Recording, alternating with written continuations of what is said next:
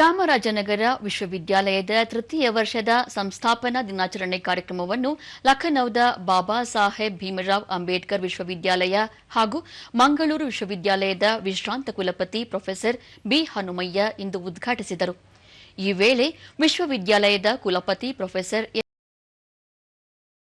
ಕುಲಸಚಿವ professor KM Mahadevan ಸೇರಿದಂತೆ ವಿಶ್ವವಿದ್ಯಾಲಯದ syndicate ಸದಸ್ಯರು, ಪ್ರಾಧ್ಯಾಪಕರು ಉಪಸ್ಥಿತರಿದ್ದರು.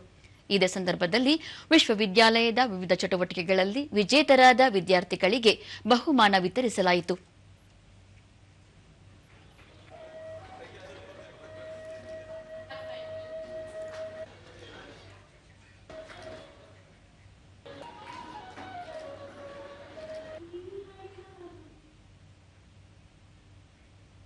ಬಳಿಕ ಪ್ರೊಫೆಸರ್ ಬಿ ಹನುಮಯ್ಯ ವಿದ್ಯಾರ್ಥಿಗಳು ಓದುವ ಹವ್ಯಾಸ ಬೆಳೆಸಿಕೊಳ್ಳುವುದರ ಜೊತೆಗೆ ಏಕಾಗ್ರತೆಗೆ ಹೆಚ್ಚಿನ ಒತ್ತು ನೀಡಬೇಕಾಗಿದೆ. ಇದರಿಂದ ಮಾತ್ರ ಆಳವಾದ ಅಧ್ಯಯನ ಮಾಡಲು ಸಾಧ್ಯವಾಗಲಿದೆ ಎಂದು ಸಲಹೆ ನೀಡಿದರು.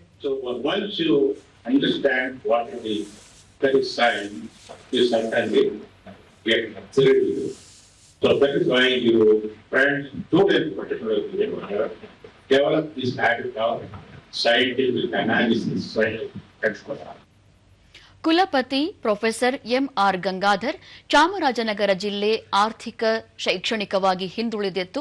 ಈಗ ಈ ಭಾಗದ ಸಾವಿರಾರು ವಿದ್ಯಾರ್ಥಿಗಳು ಬೆಂಗಳೂರಿನಂತಹ ನಗರಗಳಿಗೆ ವಿದ್ಯಾಭ್ಯಾಸ, ಉದ್ಯೋಗಕ್ಕಾಗಿ ತೆರಳುವುದನ್ನು ತಪ್ಪಿಸುವ ಉದ್ದೇಶದಿಂದ ಸರ್ಕಾರ ವಿಶ್ವವಿದ್ಯಾಲಯವನ್ನು ಸ್ಥಾಪಿಸಿದೆ.